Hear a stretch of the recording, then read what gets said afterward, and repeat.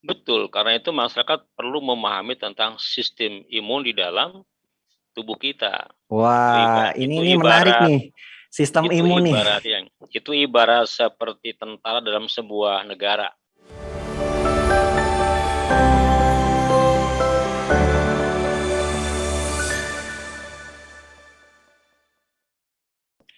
Berarti Ya, memang kalau ketahanan imun itu penting buat kita, Pak, emang. dan memang itu kata kuncinya. Oh, kenapa jadi kata kunci, Pak? Lah, karena memang ketika seorang tidak bisa mempertahankan sistem imunnya, Mm-mm. gagal ya dia sakit. Oh, berarti sumber sakit itu muncul gitu ya. Selain kita pahami secara keimanan itu kan itu kodonya Allah ya, Pak ya. Eh, Iya, bahwa Allah yang memberikan kita ujian sakit berarti ketika kita lihat memang kondisi kita imunnya sedang menurun sehingga itu lebih menurun. mudah kita sakit atau sesuatu yang dari luar entah virus atau apa itu lebih mudah masuk ke Iya, dalam tubuh kita gitu, Pak. betul. Karena itu masyarakat perlu memahami tentang sistem imun di dalam tubuh kita. Itu Wah, ibarat ini itu ini menarik ibarat nih. Sistem itu imun nih. ibarat yang itu ibarat seperti tentara dalam sebuah negara. Ibarat apa, Ya, Pak?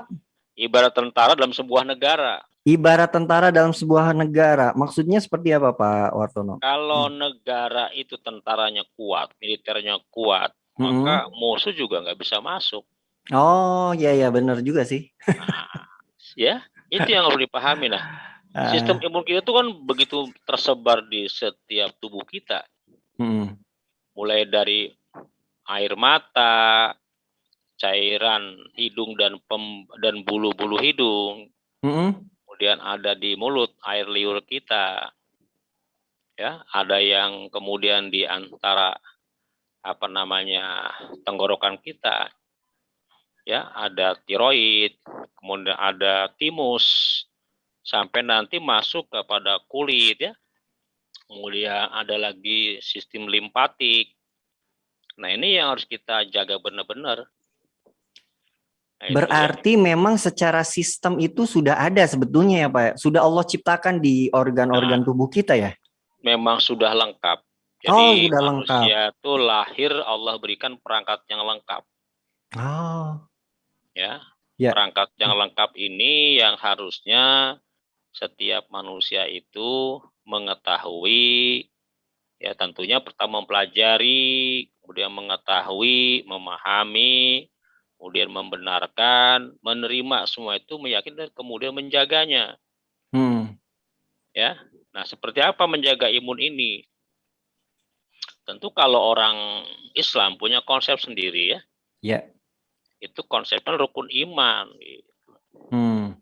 Rukun iman ini kalau kita kasih mendalam, ya, yang pertama umpama iman kepada Allah, kemudian iman kepada malaikat sampai yang 56, qada wal qadar, itu kalau bisa kita memahami dan menerapkan itu sudah cukup sebetulnya.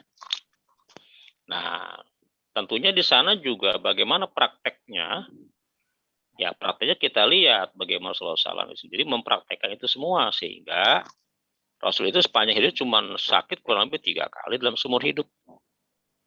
Nah, Hmm. gitu. Ya, ya, Nah, ya. sekarang sistem imun itu kan dirusak dari dua.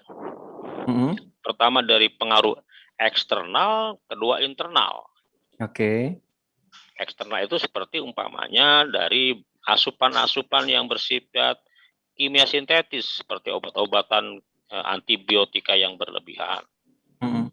Ya, kemudian pembedahan yang tidak perlu, ya, dan berbagai macam berita-berita tidak menguntungkan berupa teror. Ini juga akan mengganggu sistem endokrin yang itu bagian dari sistem imun. Nah, itu yang eksternalnya, ya. Kemudian Hmm. makan makanan yang bersifat instan seperti Indomie, kemudian yang bersifat junk food lah, yang berwarna, kemudian yang mengandung berbagai macam pengaruh aspartan. Ini kalau dikonsumsi secara menerus, ini akan melemahkan sistem imun. Nah, yang tidak kalah pentingnya lagi adalah tentang pengendalian stres. Nah, ini kan orang jadi stres nih dengan berbagai macam informasi yang gencar tentang angka kematian terkait dengan COVID. Nah, ketika seorang tidak bisa menggunakan pemahaman keimanan terhadap informasi kematian, dia tambah stres.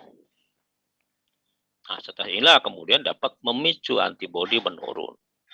Yang pada gilirannya ya, orang akan terserang berbagai macam penyakit, minimal flu. Nah, merambat lagi ke yang lainnya. Kalau ini biarkan lama-lama menjadi penyakit autoimun.